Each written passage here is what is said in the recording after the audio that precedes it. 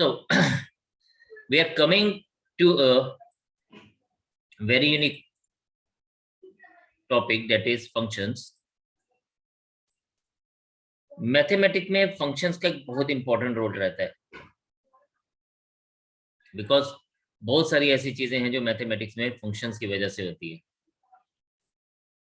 But before we go further, हम लोग देखते हैं कि फंक्शंस है क्या. हम लोग देखते हैं कि हम लोग ना, हमारी बहुत सारी चीजें जो हैं, हम लोग मशीन्स के ऊपर डिपेंडेंट रहते हैं. हम अपनी डे टू डे लाइफ में अगर हम देखें तो हम मशीन्स के ऊपर डिपेंडेंट रहते हैं फॉर मेनी वर्क. और कई मशीन्स ऐसी हैं जिसमें हम लोग इनपुट डालते हैं और वो हमें आउटपुट देती है. फॉर एग्जांपल, आप कोई आप लोगों ने, सब लोग जो गांव में रहते हैं उन लोगों ने ना वो देखी होगी, जिसको हम लोग घराट बोलते हैं, जिसको हम लोग वीट डालते हैं हम एक तरफ से, उसको क्या किया जाता है, पीसा जाता है और हमें आटा मिलता है. तो input is wheat and output is the flour which we get. या आप लोगों ने देखा होगा कि अभी क्या है कि एक कैलकुलेटर होता है. कैलकुलेटर में आप क्या करते हैं, आप कैलकुलेटर में इनपुट्स डालते हैं. जैसे आपने 3 और 4 डाला और एक ऑपरेशन यूज किया तो आपको आउटपुट मिलता है 7. तो आपने इनपुट्स डाले and you have got the output as 7. So ये एक मशीन है जिसमें आप इनपुट डाल रहे हैं, आपको आउटपुट मिल रहा है. अनदर मशीन, फॉर एग्जांपल जैसे शुगर कैन जूस है की मशीन है, आप एक तरफ से शुगर कैन डालते हैं and you get the juice from the other and. दूसरी तरफ से आपको जूस मिल जाता है. तो इसी तरह से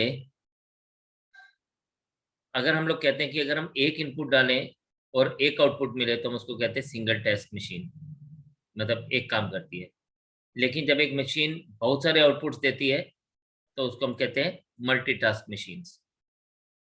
अब हम जब फंक्शन की बात करते हैं तो function is nothing but it is a single task machine. आपने इसको मशीन की तरह ही समझना है कि this is a kind of machine जिसमें हम लोग एक तरफ से इनपुट डालते हैं, दूसरी तरफ से आउटपुट मिलती है. फॉर एग्जाम्पल, अगर हम लोग देखें तो यहां पे हम उस मशीन का नाम रखते हैं एफ. आप लोगों ने अपनी जूनियर क्लासेस में इस तरह से लिखा हुआ है, f x is equals to, for example, 2x + 3.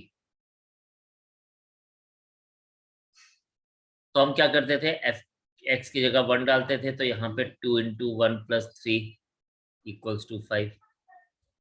अगर f की जगह पे 2 डालते थे तो ये बन सकता है 2 × 2 + 3. f की जगह पे -3 डालते हैं तो इट इज 2 × -3 + 3. तो ऐसे बहुत सारी आपको आउटपुट्स मिलेंगे. लेकिन अगर आप देखें तो इन सब केसेस में हम लोगों ने क्या किया, इन सब केसेस में हम लोगों ने एक सिंगल इनपुट डाला. अगर आप देखें, so we were having single input here, यानी 1, and we are getting single output here, 2 and single output here, -3 and single output here. तो इस तरह के मशीन्स को जहां से हमें सिंगल इनपुट डालने पे सिंगल आउटपुट मिल रहा है, हम इसको बोलते हैं कि ये एक फंक्शन है. ठीक है, तो f is the name of the function. तो हम लोगों ने जहां जहां पर अपनी जूनियर क्लासेस में भी हम लोगों ने ये सब चीजें की, और हम लोगों ने देखा कि जब भी हम लोग ग्राफ वाले क्वेश्चंस करते थे तो उन क्वेश्चंस को हम लोग क्या बोलते थे, वो एक फंक्शंस वाले क्वेश्चंस होते थे. जैसे हम लोगों ने यहाँ पे क्या किया, हम लोग यहाँ से एक इनपुट डाल रहे हैं. ठीक है, यहाँ से हमने इनपुट डाला एंड मशीन में प्रोसेसिंग हुई. मतलब प्रोसेसिंग किसी भी तरह की हो सकती है. अब जैसे मैंने यहाँ पे अगर आप देखें तो मैंने प्रोसेसिंग क्या ली, मैंने एक प्रोसेस लिया था कि f(x) is equals to 2x + 3. तो ये मेरे पास एक प्रोसेसिंग मशीन है. 2x+3 एक मशीन है जिसको मैं यूज कर रहा हूँ, and this is giving us an output y। तो हम fx को y की तरह लेके चलते हैं, fx को हम y भी लिखते हैं कई बार। डेट इज वाई जब हम लोग ग्राफ बनाते हैं कहीं पे, तो हम उस ग्राफ को किस तरह से लेके चलते हैं, हम उस ग्राफ को ऐसे लेके चलते हैं कि ये हमारे पास x है, और सॉरी ये हमारे पास कोऑर्डिनेट एक्सिस हैं, और अलोंग द दिस इसको हम लोग लेते हैं x, और इसको हम लोग लेते हैं fx या y, और फिर हम लोग इसकी वैल्यूज डालते रहते हैं और हम लोगों को ग्राफ मिलता है। वो ग्राफ की शेप्स डिफरेंट टाइप की शेप्स होती हैं, तो उन डिफरेंट टाइप की शेप्स को हम लोग क्या बोलते हैं, उन डिफरेंट टाइप की शेप्स को हम लोग आउटपुट बोलते हैं, सॉरी ग्राफ बोलते हैं। और ये जो f x is equals to y है, जो हमें वैल्यूज मिल रही है, ये आउटपुट है, और एक्स जो है वो हमारे पास इनपुट है। तो x is considered as input. Input मतलब कि हम लोग क्या इसमें ऐड कर सकते हैं, and y is equals to output. अब जब हम जो इनपुट होता है ना, इनपुट किसी भी फंक्शन में, इसको हम लोग एक और नाम से जानते हैं,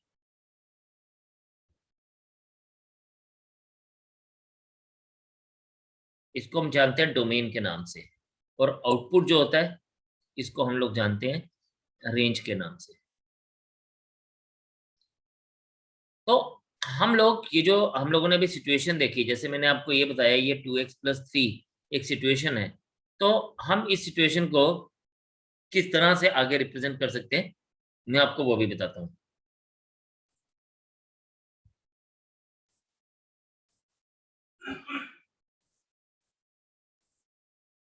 नो, फॉर एग्जाम्पल अगर आप देखें तो मेरे पास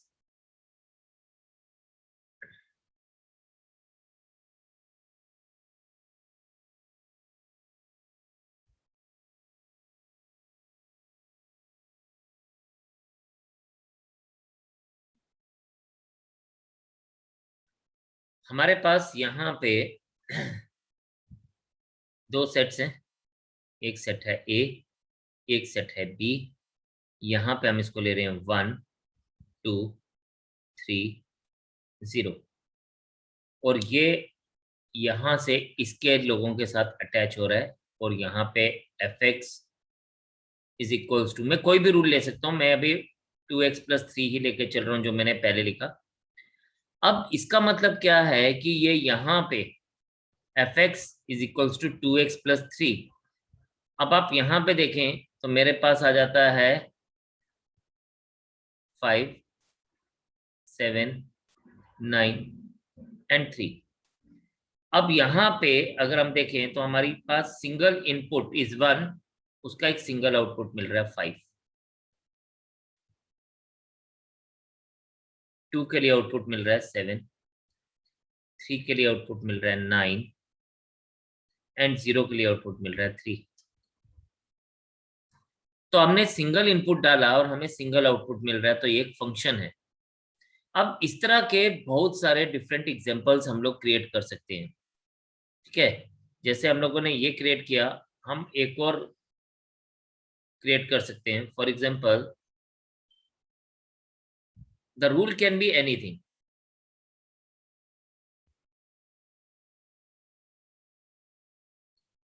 the rules can be anything. For example अगर मैं अब यहाँ पे अगेन एक और सेट लेता हूँ ए, और एक सेट लेता हूँ बी, और इस बार मैं यहाँ से यहाँ पे एक और इसको मैं जी ऑफ एक्स से डिनोट करता हूँ, और let's say ji of x मेरे पास एक्स क्यूब है इस बार। नाउ सपोज 1 2 3 4, और यहाँ पे लिखता हूँ 1 8 27 64 125। अब आप यहाँ पे अगर आप देखें बेटा, तो अगर g की वैल्यू 1 ले लेते, x की वैल्यू 1 ले लेता हूं, तो ये g ऑफ x बनेगा 1 क्यूब, यानी 1 का क्यूब होता है 1। 2 डालूंगा तो 2 का क्यूब 8, 3 क्यूब लूंगा तो 3 लूंगा तो 3 का क्यूब 27, एंड 4 का क्यूब लूंगा तो 4 का क्यूब 64। अब आप यहां पे देखें, यहां पे ना एक बंदा जो है वो उसके साथ किसी ने एसोसिएशन नहीं किया। एक बंदा ये है जिसने किसी के साथ एसोसिएशन नहीं किया, राइट। तो अगर किसी ने इसके साथ एसोसिएशन नहीं किया है तो कोई प्रॉब्लम नहीं है। हमारे लिए इंपॉर्टेंट है ये जो सेट ए है, इसके हर एक इनपुट का कोई ना कोई आउटपुट मिलना चाहिए और सिंगल आउटपुट मिलना चाहिए। The important is single output मिलना चाहिए। अगर ये सिंगल आउटपुट नहीं मिलता है तो सिंगल से ज्यादा मिलता है तो फिर वो फंक्शन नहीं होगा। बड़ी सिंपल सी बात है कि हम लोगों ने एक चीज पढ़ी कि function is a what, function is a single task machine, यानी एक इनपुट डालेंगे एक आउटपुट मिलेगा। लेकिन अगर एक से ज्यादा आउटपुट मिलता है, ये मल्टीटास्किंग हो जाती है, तो फिर ये फंक्शन नहीं रहेगा, राइट। अब आप सोचेंगे कि इसका मतलब क्या है, मैं आपको मतलब समझाता हूँ। सपोज मैं एक और आपको फंक्शन दिखाता हूँ, एक और फंक्शन के ऊपर हम बात करते हैं, या मैं एक एग्जांपल आपके लिए लेता हूँ। अब आप इसको ध्यान से देखिएगा, ये जो मैं अभी बनाने वाला हूँ।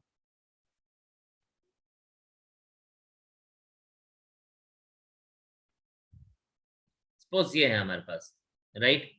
एंड अगेन मैं इनको दो सेट के साथ डिनोट करता हूँ। दिस इज सेट ए,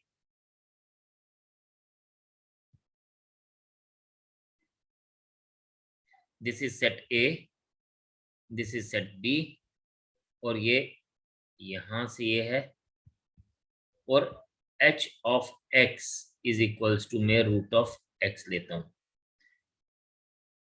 इसको मैं लिखता हूं 1 4 9, और यहां पे लिखता हूं 1 2 -2 -3। और अब आप इसको इसके साथ जोड़ने की कोशिश करेंगे तो आप देखें 1 का स्क्वायर रूट 1 आएगा, ओके।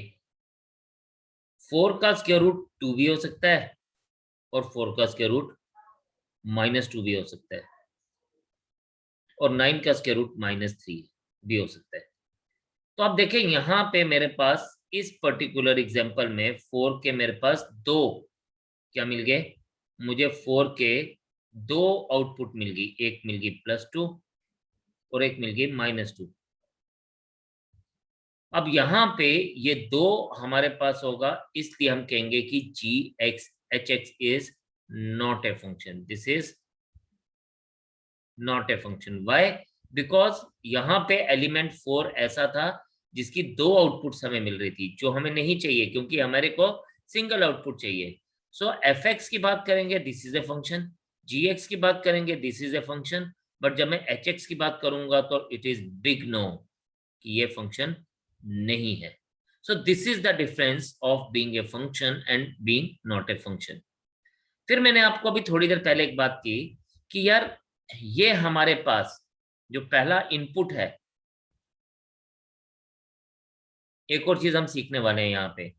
इनपुट जो है उसको यहाँ पे हमारे पास इनपुट क्या था, 1 2 3 0, and this is also known as domain. इसको हम डोमेन कहेंगे। एंड आउटपुट हमारे पास क्या है यहाँ पे, if you see this output is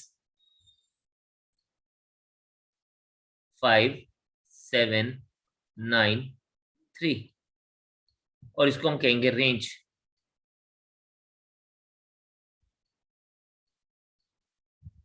ठीक है, यानी अगर हम देखें तो ये इनपुट है जिसके ऊपर ऑपरेशन लग रहा है, और आउटपुट जो है वो जिसका ऑपरेशन करके जो रिजल्ट आ रहा है, जो रिजल्ट वाला सेट है वो रेंज है, और जो हम इनपुट डाल रहे हैं वो डोमेन है।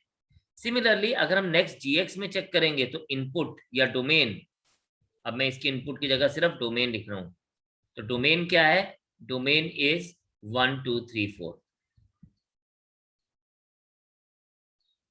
और रेंज क्या है, रेंज वो एलिमेंट्स हैं जो इसके साथ कनेक्टेड हैं, 1 8 27 एंड 64। लेकिन अब एक और नई चीज सीखने वाले हैं। नई चीज क्या सीखने वाले हैं कि अगर मैं 1 8 27 64 125 पांचों लूंगा तो मैं इसको क्या कहूंगा, then this thing will be known as codomain.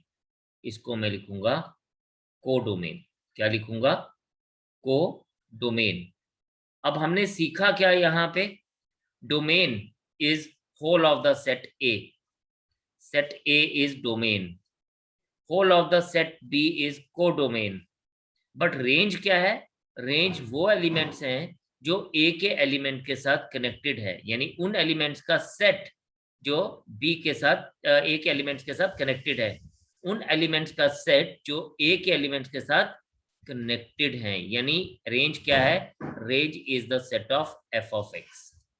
और एक और बात क्या है, हमेशा याद रखना है आपने, range is part of codomain, range is part of codomain. अब आगे बढ़ने से पहले आप मेरे को पहले क्लियर करें कि क्या ये बातें आपको समझ आ गई कि नहीं आई। तो हमने देखा कि सिंगल इनपुट x अगर हमें दिया जाए और हमें दो आउटपुट मिल रही हैं, तो हमारे पास ये जो फंक्शन होगा, जो हमारे पास ये रूल दिया होगा, ये फंक्शन नहीं होगा। जैसे g अगर कोई रूल दिया गया है और उसकी वजह से हमें दो आउटपुट मिल रही है, जैसे कि हमने पीछे वाली स्क्वायर रूट वाली एग्जांपल में भी देखा था, तो ये फंक्शन नहीं होगा। तो मल्टीटास्किंग के लिए हम लोग क्या कहेंगे कि it is will not be a function. चले जी, एक छोटी सी एग्जांपल और देखते हैं। अब ये एग्जांपल तो हम लोगों ने अभी देखी कि हमारे पास f of 0 is equals to 3, ये 0 इनपुट ले रहा है और 3 आउटपुट दे रहा है, ये 2 इनपुट ले रहा है और 7 आउटपुट दे रहा है, ये -4 इनपुट ले रहा है और -5 आउटपुट ले रहा है। तो इन ऑल दिस केसेस आपने देखा कि हमारे पास, ये हमने अभी जो एग्जांपल कर रही थी उसी का ही वही एग्जांपल को हम आगे लेके चल रहे हैं। तो इन सभी केसेस में हमने सिंगल इनपुट लिया और सिंगल आउटपुट मिला। तो all the three conditions we get different outputs for different inputs. ठीक है, अब क्या होता है, इस तरह से हम लोग कहेंगे कि ये एक सिंगल टास्क मशीन है और सिंगल टास्क मशीन है तो इसलिए ये एक फंक्शन है। लेकिन एक और फंक्शन ले रहे हैं,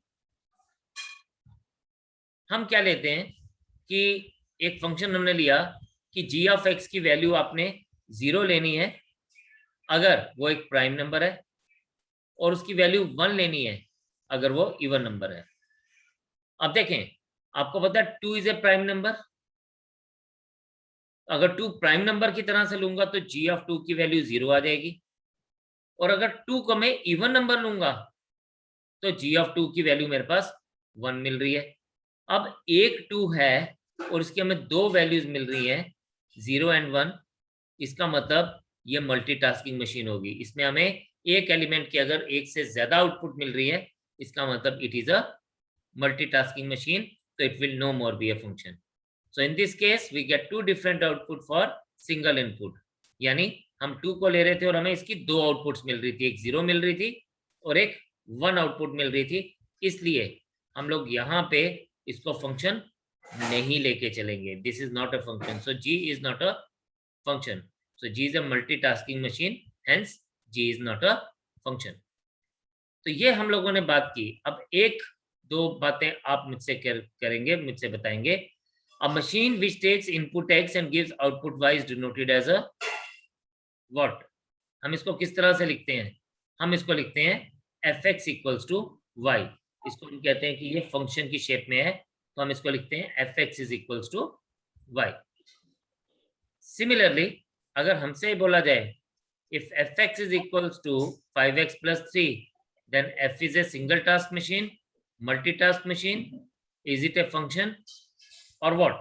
अब देखें, अगर हमारे पास fx is equals to 5x plus 3 है, अब देखें आप इसमें 1 डालोगे तो ये एक आउटपुट देगा, जैसे कि आप यहाँ पे देख रहे हैं, राइट, ये आपको आउटपुट देगा जैसे कि आपके पास यहाँ पे 8 आ रहा है। सिमिलरली अगर मैं f ऑफ -1 ले लूं तो यह आ जाएगा 5 इंटू -8, 1 + 3 -5 + 3 is -2। तो आपके पास ये सिंगल इनपुट पे है, ये सिंगल आउटपुट दे रहा है, यानी पहली बात तो ठीक है, it is a single task machine. दूसरी बात भी ठीक है, इट इज ए फंक्शन, क्योंकि अगर सिंगल टास्क मशीन है तो फंक्शन है। और अगर ये दोनों बातें सही हैं तो हमारे पास fourth option is the answer कि इट इज बोथ 1 एंड 3। तो इस तरह से हम लोगों ने देखा कि फंक्शन क्या होता है। डोमेन एंड रेंज की हमारी बात ऑलरेडी हो गई है, एक बार इसको फिर से देख लेते हैं, रिवाइज कर लेते हैं। कहते हैं कुछ मशीन्स की क्या होती है, there are limitation in accepting inputs. ठीक है, अब इन लिमिटेशंस क्या हैं? चलिए, मैंने आपसे ना एक मशीन की बात की थी, शुगर केन जूस की मशीन की बात की थी। तो आप शुगर केन की जूस की मशीन जो अगर किसी ने देखी है, देखी क्या, सभी ने देखी होगी, तो उस मशीन में आप शुगर केन का ही जूस निकाल सकते हैं। ठीक है, वो इस तरह से बनी हुई है कि आप वहां पे वो शुगर केन का ही जूस को आप करेंगे। अगर आप उसमें कुछ और डालने की कोशिश करेंगे तो उसका जूस आपको उतना प्रॉपर तरीके से नहीं मिल पाएगा, बिकॉज मशीन का जो वो है वो पूरा उसको क्या कर देगा, उसको पूरी तरह से खराब कर देगा किसी और फूड को आप डालेंगे। तो उसकी इनपुट जो है वो शुगर केन ही है। तो हम लोग कहते हैं ऑल एक्सेप्टेबल इनपुट्स, मतलब वो इनपुट जो हम किसी फंक्शन में डाल सकते हैं, किसी मशीन में डाल सकते हैं, वो उसके लिए उसका डोमेन होगा। ठीक है, सिमिलरली आप देखें, the set of all resulting output is called range. तो जो डोमेन, जो इनपुट डालने के बाद जो हमें आउटपुट्स मिलेंगी, उन आउटपुट्स के सेट को हम लोग रेंज बोलते हैं। ये अभी हम लोगों ने सीख लिया। तो domain is set of all acceptable inputs. This is very important statement कि इनपुट्स होते क्या है, डोमेन होता क्या है। Domain is set of all acceptable inputs, range is set of all possible outputs. तो जो पॉसिबल आउटपुट्स हैं वो हमारे पास रेंज होती है, और जो हमारे पास एक्सेप्टेबल इनपुट्स हैं वो डोमेन होते हैं। तो ये बात आपको समझ आ गई। अब इसको एक और एग्जांपल देख रहे हैं। यहाँ पे अगर हम देखें, हमने एक मशीन है फ्लोर मिल में, हमने सॉलिड डाला। सॉलिड क्या, हम लोग वीट डालते हैं ना, तो wheat is some solid thing which we get and which we put and we get output in the powder form.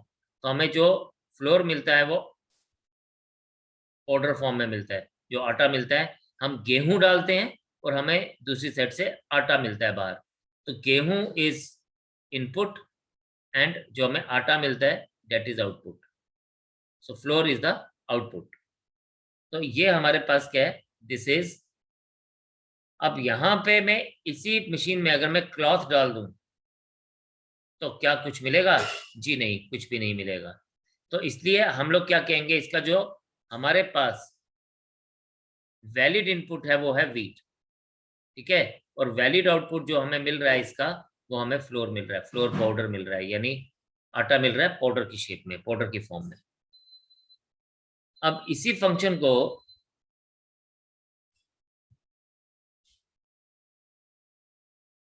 अब जनरली हम इसको रिप्रेजेंट किस तरह से करते हैं, हम फंक्शन के लिए if this is the input A B C D, हमने इनपुट्स दिए और हमने इसकी आउटपुट्स मानी कि ये 3780 है, तो हम इसको किस तरह से लिखते हैं? हम इसको लिखते हैं इस तरह से कि f of A is equals to 3, f of B is equals to 7, f of C is equals to 8, f of D is equals to 0।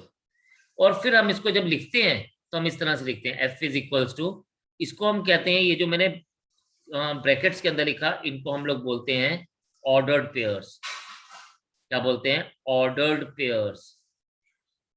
Ordered pairs इसको इसलिए बोला जाता है बिकॉज इस केस में हम किसी ऑर्डर में इसको लिख रहे होते हैं, यानी पहले हमने इनपुट लिखा, फिर उसी का आउटपुट लिखा, फिर नेक्स्ट इनपुट लिखा, फिर उसी का आउटपुट लिखा, फिर नेक्स्ट इनपुट लिखा, उसका आउटपुट, और नेक्स्ट इनपुट, और फाइनली आउटपुट।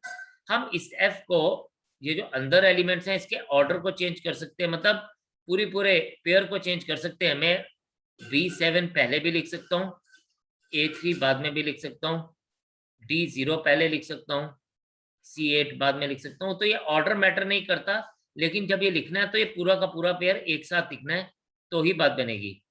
अब इसमें जो आपने रेड कलर में देखे, ए बी सी डी ये हमारे पास इनपुट्स हैं, यानी ये डोमेन है। डोमेन क्या है हमारे पास? A B C and D. इसको हम सेट में लिखते हैं। सेट का मतलब हम कभी भी एलिमेंट्स को इस कर्ली ब्रैकेट्स में लिखेंगे तो वो सेट होता है। और इसका रेंज क्या हमारे पास? इसका रेंज हमारे पास आ जाएगा जो ब्लू कलर में लिखा गया 3, 7, 8 एंड 0। तो ये इन सब के रेंजेस हैं। तो हम लोगों के पास डोमेन रेड कलर में दिया गया है और रेंज इन्होंने ब्लू कलर में दिया है हमें, राइट। तो आपको यहाँ पे बात समझ आ गई कि what is domain, what is range, and आपको ये भी बात पता चल गई कि हम फंक्शंस को लिखते किस तरह से है। चलिए जी आगे बात करते हैं। First coordinate is ABCD, represents inputs taken by F यानी domain, and 3780 are corresponding outputs यानी रेंज। अब अगर हम इसी बात को डायग्रामेटिकली देखें जैसे हम लोगों ने पहले लिया था, तो ये फंक्शन है from set A to set B। A 3 के साथ कनेक्टेड है, B 7 के साथ कनेक्टेड है, C 8 के साथ कनेक्टेड है और D 0 के साथ कनेक्टेड है। तो इट एस्टेब्लिशेस अ रिलेशन और connection between set of inputs ABCD and set of outputs 3780। अब आपसे पूछ रहा है कि do you know domain and range? Yes, you all know कि what are domain and range. Domain are ABCD and range are 3780। So आपको domain and range दोनों पता है यहाँ पे। नो, अब बात करते हैं, इसी बात को हम लोगों को बोला जाता है क्योंकि डिफरेंट टर्म्स यूज होती हैं, इसलिए हम पहले वे डिफरेंट टर्म्स पढ़ रहे हैं। जैसे अगर हम लोग यहाँ पे देखें तो कुछ टर्म्स हमारे पास कई बार यूज होती है, प्री इमेज एंड इमेज। अब आपको ये बात मजेदार लगेगी, प्री इमेज जो है हम डोमेन को बोलते हैं और इमेज जो है हम लोग रेंज को बोलते हैं। जैसे हम मिरर होते हैं ना, मिरर, आपने मिरर देखते हैं हम सुबह सभी लोग तैयार होते हुए, है ना। तो हम लोग जो होते हैं, ये हमारी जो हम लोग हैं वी आर प्री इमेज, और इस मिरर की मदद से जो हमें सामने दिखता है वो हमारी इमेज है। अब फिर से बात वही, जैसा इनपुट होगा आउटपुट इसी तरह से ही उसके ऊपर ही डिपेंड करेगी। अगर आप यहाँ पे मिरर के सामने मुझे रखोगे तो मेरी इमेज दिखेगी, और फॉर दैट मैटर अगर मिरर के सामने आधुनिक को रख दोगे तो आधुनिक की इमेज मिलेगी। तो कहने का मतलब यह है कि जैसी आप इनपुट डालेंगे वैसी आउटपुट मिलेगी। तो हम लोग डोमेन को बोलते हैं प्री इमेज और आउटपुट को बोलते हैं रेंज। सो इस तरह से ये भी एक हमारे पास रिप्रेजेंटेशन का एक तरीका है कि हम डोमेन को प्री इमेज बोलते हैं और कई बार आउटपुट को। तो हमारे पास यहाँ पे ABCD की अगर हम बात करें तो ABCD इज प्री इमेज जो कि इनपुट है, एंड 3780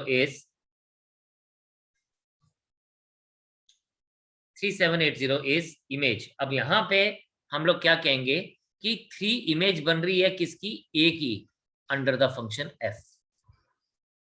तो यही बोल रहा है कि f takes input A and gives output 3। इसका मतलब 3 is image of A under f। Similarly अगर f of b is equals to 7 है तो हम कह सकते हैं 7 is image of b under f, ठीक है। और अगर हम बात करें तो preimage of 7 is b। अगर हम प्री इमेज की बात करेंगे तो ये प्री इमेज है, और इसकी बात करेंगे तो ये इमेज है। तो अगर हम लोग इनपुट वाली साइड की बात करेंगे तो वो प्री इमेज है, और अगर आउटपुट वाली साइड बात करेंगे तो वो इमेज है। तो आपको ये बात भी क्लियर होगी what are image and what is preimages, ठीक है। नो, छोटा सा बात करेंगे। तो हम लोगों ने पढ़ा domain is nothing but set of all outputs, all acceptable inputs or none? Second stage. Very good, it is second, it is all acceptable inputs. Similarly जब हम बात करते हैं if p is equals to f is equals to p1 q2 r3 then domain of f is ये भी आपको पता चल गया कि डोमेन हमेशा पहले वाले एलिमेंट्स होते हैं, यानी पी क्यू आर। अगेन मेरा आंसर आएगा 2। और अगर यहाँ पे रेंज की बात कर रहा होता, रेंज पूछ रहा होता, तो फिर हम लिखते 1 2 3 ठीक है, 1 2 3 एग्जैक्टली। नेक्स्ट वही बात शायद कर रहा है, कहता है if f is equals to p1 q2 r3 then which one of the following is true? 2 is the pre-image of q. yes, second वाला फर्स्ट वाला का इमेज होता है, बिल्कुल ठीक है। 2 is the image of q. r is the pre-image of 3. yes, r is pre-image of 3. First वाला path second वाले का pre-image होता है। एंड 1 2 3 इज रेंज, ये भी बिल्कुल सही बोल रहा है, 1 2 3 इज रेंज। इसका मतलब कि all of the above are correct. If we say all of the above are correct in this case. So I hope ये आप लोगों को कंसेप्ट बिल्ड करने में, आपको कंसेप्ट बिल्ड हो चुका होगा अभी तक जो भी हम लोगों ने पढ़ा।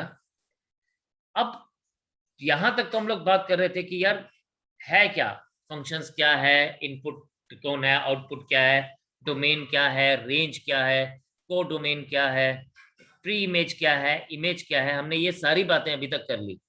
बट मैथमेटिकल इसकी डेफिनेशन क्या है? मैथमेटिकली हम इसको कुछ इस तरह से लिखते हैं कि A and B are two non-empty sets, then a rule F such that F every element in A connects with every element in B, then F is a function called a function from A to B and is written as F is a function from A to B. अभी ये जो हम लोगों ने इतनी सारी discussion की ना, ये हम लोगों को इसने यहाँ आके बोल दिया कि क्या है जी, कि ये हमारे पास एक रूल F है, ठीक, जिसमें फर्स्ट सेट के एलिमेंट्स को हम लोग सेकंड सेट के एलिमेंट्स के साथ कनेक्ट करते हैं by the rule given in F। तो बोलता है A and B are two non-empty sets, then a rule F is such that F connects every element in A to a unique element in B. Unique element का मतलब पता क्या है?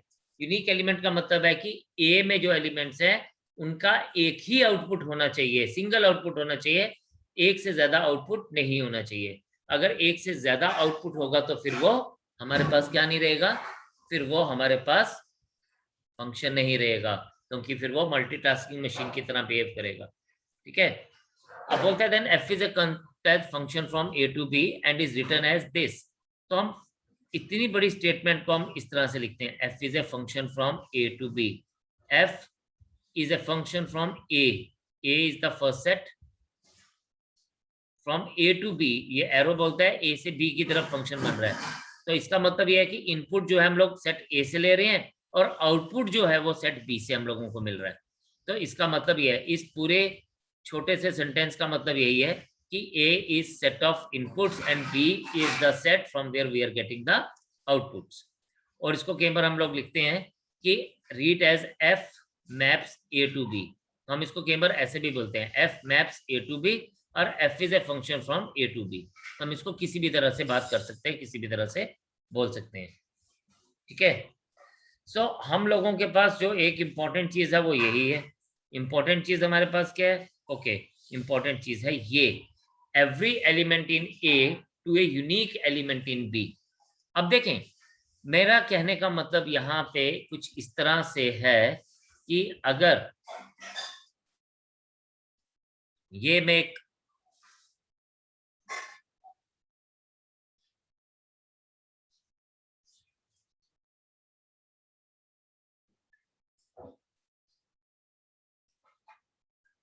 एक set ले लूं यहां से,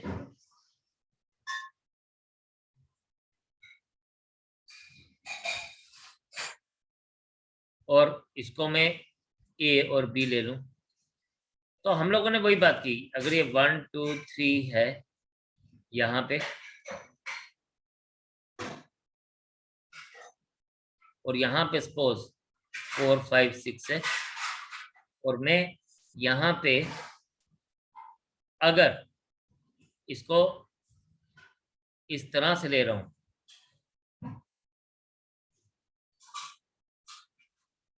तो ये एक रूल की अभी बात नहीं कर रहा हूं, मैं एक जनरल बात कर रहा हूं। तो ये हमारे पास क्या है, ये एक सेट बन रहा है, और सॉरी ये एक फंक्शन बन रहा है। लेकिन अगर मैं गलती से इस टू को दो आउटपुट्स दे दूं, किसी भी एक एलिमेंट की दो आउटपुट्स दे दूं, तो फिर ये फंक्शन नहीं रहेगा। फंक्शन ये तब तक रहेगा अगर हमारे पास हर एक इनपुट की एक सिंगल आउटपुट मिल रही है। अगर एक भी ऐसा एलिमेंट मिल गया जिसकी हमें एक से ज्यादा आउटपुट मिल रही है, then it will no longer be a function. तो फिर हम लोगों को इस बात का ध्यान रखना है कि then it will no longer be a function. Very important thing जो हम लोगों को ध्यान में देना है कि यहाँ पे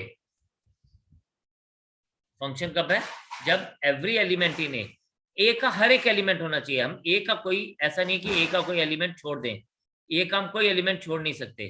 तो ए का हर एक एलिमेंट लेना है and it must be connected to a unique element in B. ठीक है, तो अब इसने वही बोला कि हमें ये चीज ध्यान देनी है कि ए का कोई भी एलिमेंट बी के दो या दो से ज्यादा एलिमेंट के साथ कनेक्टेड नहीं होना चाहिए। मैप का मतलब है कि वो कनेक्टेड नहीं होना चाहिए एक या दो से ज्यादा एलिमेंट्स के साथ। और हम सबको पता है A and B are called as domain of f and codomain of f respectively. तो कोडोमेन होता है सेकंड सेट, डोमेन होता है फर्स्ट सेट।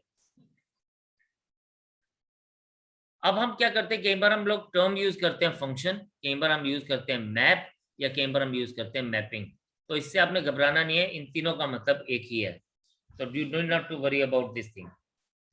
यानी अगर मैं आपसे बात बोलूं कि f maps a belongs to A, यहाँ पे ये जो स्मॉल ए है ये एक एलिमेंट को डिपिक्ट कर रहा है, और ये जो कैपिटल ए है ये सेट को डिपिक्ट करता है। तो मैथ्स में हर एक चीज की कुछ मतलब है।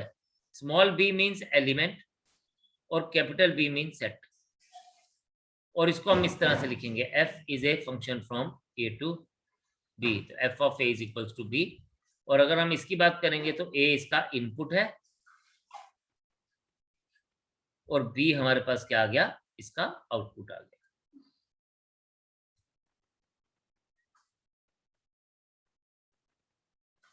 तो हम इसी बात को ऐसे भी बोल सकते हैं कि this thing can be written as f of a is equals to b, b is image of a under f और pre-image of b is a। अब यहां पे बात सही है, set of all images is range, ये हमारी बात हुई। और range is a subset of, yes मैंने बोला था ना range is a subset का मतलब होता है part। तो range is a part of codomain। तो codomain is the whole of the set b। तो यूजली हम फंक्शंस के जो नाम लेते हैं वो एफ जी एच में लिखते हैं। आपने देखा होगा मैंने पीछे जब एग्जांपल्स आपको बताई थी तो मैं f f x, g of x, h of x लिख रहा था, क्योंकि हम जनरली इनके नाम को एफ जी एच लेके चलते हैं। तो चलिए एक छोटा सा एग्जांपल समझ लेते हैं।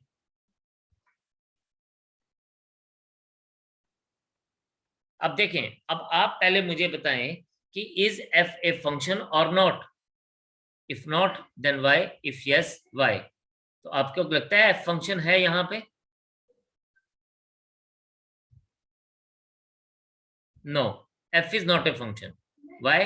बिकॉज सी एक ऐसा एलिमेंट है जिसकी इमेज नहीं बन रही है। तो हमने क्या कहा था, हमने कहा था every element in A should have a image in B.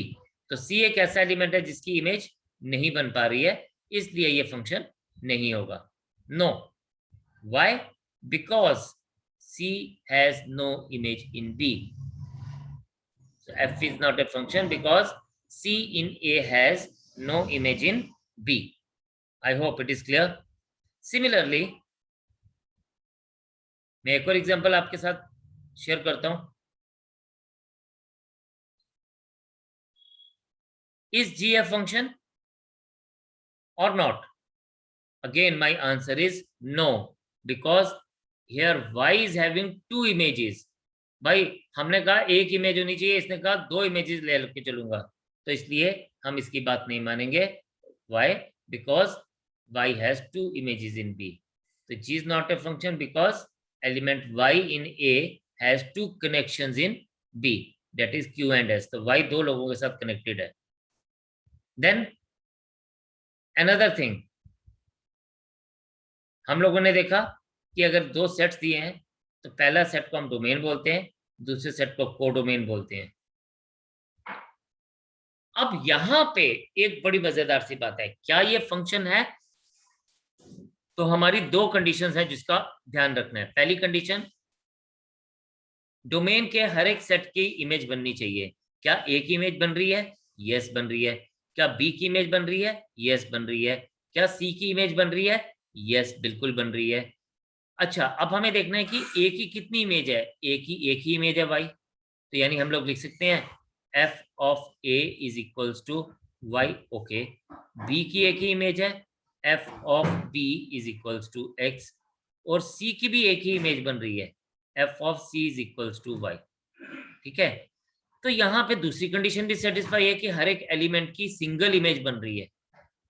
लेकिन मुझे कोई पूछ सकता है सर कि हमारे पास जो बी में एक एलिमेंट है, कौन सा एलिमेंट है? Z, इसके साथ तो किसी ने कनेक्शन ही नहीं बनाया, तो वो मैटर ही नहीं करता। हमारे को मैटर करता है डोमेन, हमें मैटर करता है सेट वन के हर एक एलिमेंट की इमेज बननी चाहिए। एक बात, सेट वन के किसी भी एलिमेंट की दो इमेजेस नहीं होनी चाहिए, दूसरी बात। और तीसरी बात जो अब आप यहाँ पे देख रहे हैं, सेट ए के या सेट वन के या सेट डोमेन के दो या दो से ज्यादा एलिमेंट की सेम इमेज हो सकती है। यहाँ पे आपके पास f of A is equals to y, f of C is equals to y. तो मैं एफ को अगर लिखूंगा तो I will be writing f as a y b x and c y. तो ये इसकी इमेजेस हो सकती हैं, यानी दो एलिमेंट्स की सेम इमेज हो सकती है। जैसे जैसे दो या दो से ज्यादा स्टूडेंट्स एक टीचर के पास पढ़ने जा सकते हैं, बट अगर एक ही बच्चा एक ही सब्जेक्ट के लिए दो या दो से ज्यादा टीचर के पास जाएगा तो वो कंफ्यूज हो जाएगा और वहां पे उसके लिए प्रॉब्लम हो जाएगी। या एक से ज्यादा पेशेंट्स एक ही डॉक्टर के पास जा सकते हैं, बट एक पेशेंट अगर एक बीमारी के लिए दो या दो से ज्यादा डॉक्टर्स के पास जाएगा तो इसका मतलब वो क्या हो जाएगा? कंफ्यूज हो जाएगा। तो वहां पे वो उसका क्या नहीं रहेगा, वो फंक्शन नहीं रहेगा। तो इस केस में ये पॉसिबिलिटी है कि दो या दो से ज्यादा एलिमेंट्स की सेम इमेज हो सकती है, बट एक एलिमेंट की दो इमेजेस नहीं हो सकती। So this is a function. Yes, this is a function because domain of F is ABC, को डोमेन इज XYZ। और अब आप मुझे बताएंगे इसका रेंज क्या है? इसका रेंज सिर्फ है X एंड Y, इसका रेंज है ओनली X एंड Y। और आप देखें ये जो रेंज XY जो है ये कोडोमेन का पार्ट है, यानी ये इसका सबसेट है। तो आपने एक नई चीज भी सीखी, सबसेट। सबसेट क्या होता है? किसी बड़े सेट का एक छोटा सा हिस्से को हम लोग सबसेट बोलते हैं। So the range is subset of codomain, right. चलिए जी, जाते जाते एक एग्जांपल देख लेंगे। ये डोमेन है, ये कोडोमेन है। ये हमारे पास एक फंक्शन है h1 a के साथ कनेक्टेड है, b2 के साथ कनेक्टेड है, c3 के साथ कनेक्टेड है और 4 d के साथ कनेक्टेड है। Is h a function? Of course it is, because a के डोमेन के हर एक एलिमेंट्स को डोमेन के यूनिक एलिमेंट के साथ कनेक्टेड है। ठीक है, अब डोमेन h है 1 2 3 4, को डोमेन है हमारे पास ABCD और रेंज भी हमारे पास ABCD है। तो range can be equal to domain, codomain. Range codomain के बराबर हो सकता है, बट रेंज कभी कोडोमेन से बड़ा नहीं हो सकता। रेंज या तो उसके बराबर रहेगा या फिर रेंज उसका पार्ट रहेगा, राइट। तो this is, in this case we have seen that range is part of codomain. और पिछले केस में हमने देखा था range was a part of codomain, और यहाँ पे हमने देखा range is equals to codomain. So what we have learn today, हम लोगों ने सीखा डोमेन क्या है, हम लोगों ने सीखा सबसे पहले फंक्शन क्या है, फिर हमने सीखा फंक्शन में इनपुट्स को क्या बोलते हैं, फिर आउटपुट्स को क्या बोलते हैं, फिर उसके रेंज को क्या बोलते हैं, और फिर हमने देखा रेंज होता क्या है। फिर हम लोगों ने देखा इमेज और प्री इमेजेस किसको कहते हैं, और बहुत सारी कन्वेंशन हम लोगों ने यहाँ पे चेक की, और डिफरेंट एग्जांपल्स देख के हम लोगों ने ये पढ़ा कि हमारे पास कहाँ पे कोई फंक्शन पॉसिबल है या फंक्शन पॉसिबल नहीं है। तो उसकी हम लोगों ने डिफरेंट कंडीशंस सीखी। तो बड़ा इंपॉर्टेंट सा कंसेप्ट है ये। इसके ऊपर आप लोग इसको आज घर जाके दोबारा से देखेंगे। जैसे ही ये वीडियो आएगा तो काइंडली आप इसको अच्छे से देखेंगे और इसको आप इसके ऊपर पूरी तरह से गो थ्रू करेंगे। In case if somebody gets any problem do ask me. तो आज हम इतने रखेंगे। Will move tomorrow on the next thing और फिर हम लोग फर्दर आगे कंटिन्यू करेंगे। तो इसलिए आज आप इसको एक बार प्रॉपरली अच्छे तरीके से देखेंगे, समझेंगे, और ताकि कल जब हम लोग आगे बढ़े तो आपको इन पर्टिकुलर कंसेप्ट्स के ऊपर कोई भी प्रॉब्लम नहीं होनी चाहिए। तो bye for today, God bless you all, you take care of yourself, of your family, and घर पे बैठ के पढ़ेंगे, वीडियो को दोबारा से रिवाइज करेंगे, कंसेप्ट्स को पूरी तरह से सॉलिड करेंगे और फिर कल मिलते हैं इससे आगे। Bye bye and take care. जय हिंद।